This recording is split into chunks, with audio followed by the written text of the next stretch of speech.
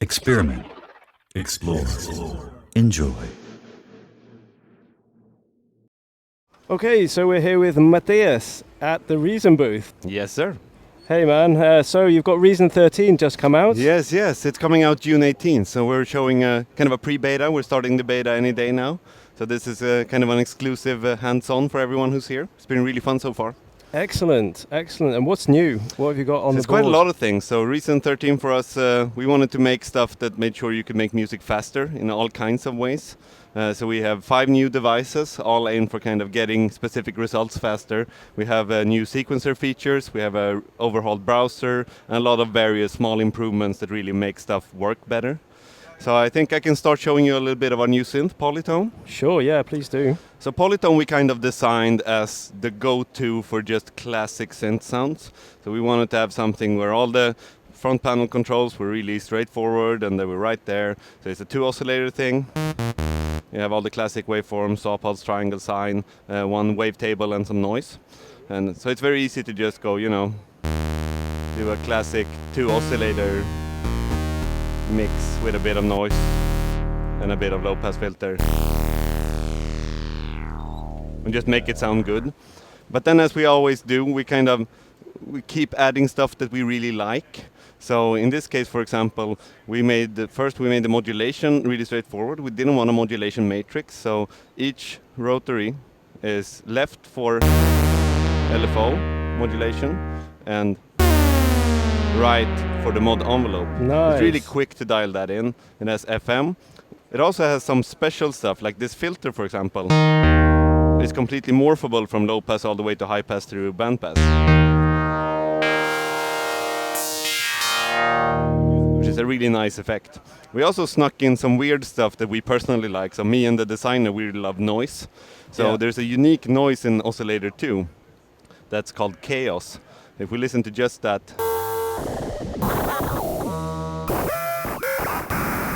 it kind of creates a random chaotic noise everywhere, every 0.5% on this shape dial. This is really fun for FM and doing stuff like that.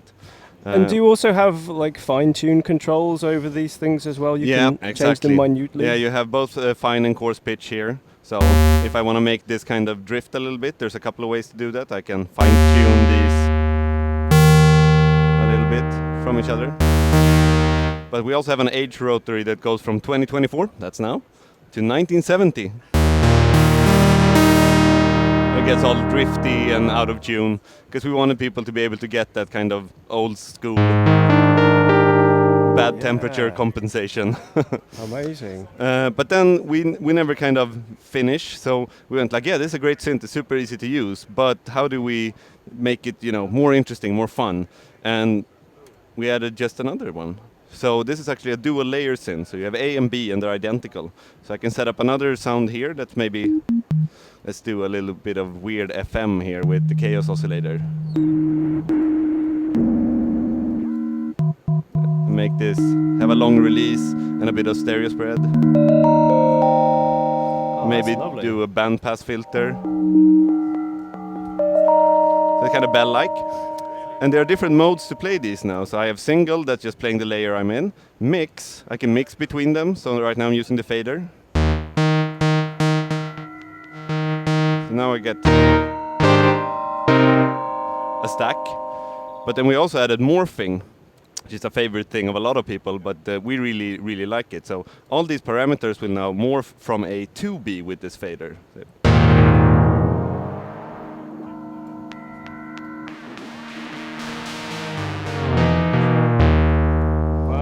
And there's some really cool patches that use this. And that also gives me an opportunity to show you the new browser. So the new browser is a browser that comes up when you need it.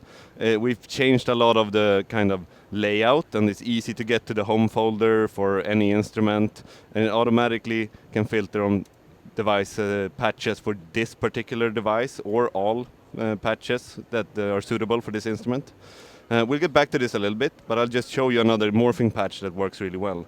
So this is a lead sound that morphs between a kind of classic analog lead to a sync lead with FM.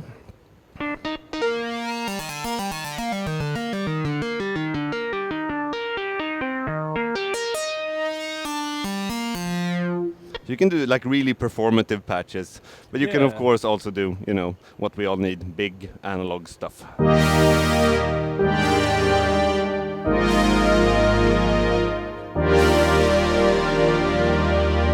So Polytone is kind of, we wanted to be the go-to synth for those kind of classic synth sounds. And were you using the mod wheel then to flick between A and B? Exactly. So morphing can be controlled by this fader. It can be controlled by the mod wheel. It can be controlled by velocity and the global LFO too. So you can get automatically morphing patches. You can morph depending on how you're playing. There's a lot of really cool ways to use that morphing. Some that we probably haven't even tried yet. Yeah, I imagine sort of sequencing that parameter exactly. would be fantastic. So that's one of the new devices. We also added a new delay called Ripley. And in many ways, Ripley is almost the opposite of Polytone, where Polytone is like simple, straightforward, get to good results quickly. Ripley is more for the experimentalist. So it's a delay and a reverb combined. I think I'm gonna reset this so we can just start from the beginning real quick and set up a decent enough sound. So at its core, it's a delay. It's a dual channel delay. You can have it synced or unsynced, dual or single, and it has quite a long delay time, so it has up to 5 seconds, which is quite uncommon in software, so we have to wait for it to come back, and there it is. But it's really useful for doing fun stuff. Then it has a lot of classic delay stuff, like there's a slight offset. You get a bigger stereo image by slightly offsetting the left and right channel. There's some tape wobble. Get that kind of warbly sound, ping pong of course. And my favorite thing is of course freeze. I've always loved freeze in delays because I play a lot of guitar. Yeah. And it's great to be able to freeze something like this and then maybe play over it. I'm gonna engage the ducker so it ducks down the background. Okay.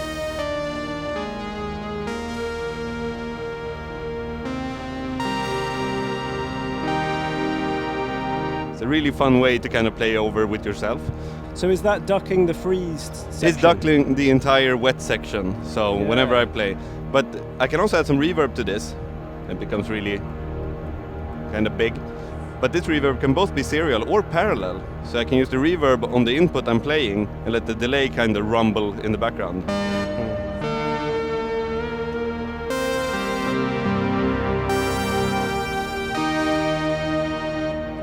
It also has multiplication and division of the delay time, so you can... This is a really fun parameter to automate. We also have filter in the feedback chain, super common, so I mean you have low cut, high cut. Let's turn off the reverb, just to kind of remove a bit of high end. But we also wanted to add a more kind of interesting filter because it's so common with just those, so we added a stack of bandpass filters. So here you can really isolate like a weird little overtone. Just have that really be kind of screamy. And these also boost the level of the frequencies. You can make it kind of feedback quite a lot, even at low feedback levels, but that's really fun. And you can shift these up and down. You can shift them up and down differently in the left and right channel. Oh, that's cool. Then you're getting like a stereo image in another way. There's so many ways to do stereo on this, I'm kind of losing track. Yeah, so many great features. Yeah. Has this been inspired by a particular piece of gear? It's rather the opposite. We looked at a lot of different delays, plugins, hardware, anything. And what we found is that a lot of the sounds people wanted were associated with a specific, you know, classic delay or something. But when you looked into how they were made, it all used a combination of saturation, noise, and EQ, basically. So instead, we added all of these components that you can put anywhere in the signal chain. So if I want this delay to be kind of roll off a little bit of the high end, I can take this EQ, I can put it on the entire output, the reverb output, delay output, feedback, or on the input to kind of simulate that. Same with noise. This noise is, like I said, we love noise. So this has 5 different hand tune algorithms that modulate the level. So you can get these kind of dropouts with low frequency noise. Oh, wow. That sounds like something kind of breaking. Yeah. And you can add a bit of high-end noise back. Make it fizz.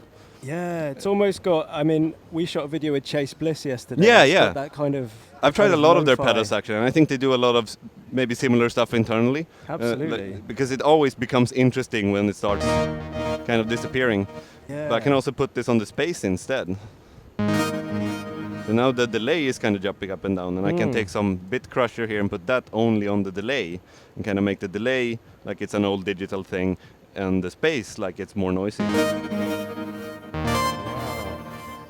So much depth of features. And this is coupled with a pretty hefty modulation matrix with 2 separate LFOs, an envelope follower that can act on input, delay output, space output, and even buttons. So I can, for example, when I press freeze, it triggers the rise and fall. So I can send that to, let's do the digital. So I'll turn up the dry and wet when I click the freeze button. And then when I unclick it, it goes down. So you can do a lot of really kind of fun, complex patches. And there's a lot of great patches in it too. That anything from super basic, like 3/4 delays, to some more ambient stuff. I quite like the multiplication things that tend to automate this. So you get these kind of pitch shifts. But you also have straight up reverbs, because you can actually turn off the delay and just use all these effects. It's quite a capable device, and it's really fun to work with. Really is, and you've got some tremendous features in there. Yeah. Excellent. Then I think the big news for a lot of recent users is what we've done to the sequencer. So now I've been showing devices, and that's all in the Reason Rack plugin too, of course. But the sequencer features are when you use Reason standalone. And when you get Reason, you always get the plugin and the DAW, so it's up to you what you want to use. But here we've taken a lot of time to just make sure things are smoother and quicker to navigate. So double-clicking a clip opens it in the same arrangement area here, splits it in two. You can resize this as you want. And it always adapts to what you click on. So if I double-click any clip, it zooms into that clip entirely. And if I want to maintain the zoom I had before, I just single-click and it doesn't change the zoom. We also improved the zooming quite a lot. You can do timeline drag both in the edit area and in the arrangement. And we've also moved a lot of the tool window features which we have removed. We used to have this separate window where you could do transformations and stuff. Those are now moved here to the edit area because we suddenly have a lot of space. So you have quantize and randomizing timing. All of this can be folded and unfolded. So velocity, I can randomize velocity, I can scale it up. You know, I can set it all to the same. I can drag it to change. I can even make a little ramp. So all of these kind of editing features are right here where you actually edit stuff, right? And the really same thing is, of course, true for audio. So if I just use a little drum sample here as an audio track. Now we have an audio overview edit mode. That's the first thing you get to. Previously you would often end up in slice edit, vocal edit, or comp edit. Now you always end up in the overview mode because this is where you do most of the common stuff, like, you know, cropping, changing levels, fading, but you can still interact with the slice timing. And we also have a snap here now. So if I use the razor tool in this top area, it actually snaps to transient. So it's very easy for me to just cut out a little bit of something and then, you know, take this one only and reverse it and do something like that, you know. Yeah, really nice features. Yeah, so this really, I think it will be very, very quick. Primarily, we really wanted, you know, it's always our philosophy to make stuff that makes sure that you get to music quick, because the hard part in making music is maybe not always making the album, right? It's actually getting the ideas and getting to that song that sounds great, makes you want to make an album. And that's our philosophy. We want people to get to music as soon as possible. So all of these changes, all about that. And I think the browser is the last thing that's worth highlighting. Yep. The big thing is we've indexed everything Reason knows about. That's, you know, everything in the Reason library, all the sound packs in Reason Plus, everything you've saved in your user library, anything you've added in shortcuts. This is all now in all locations.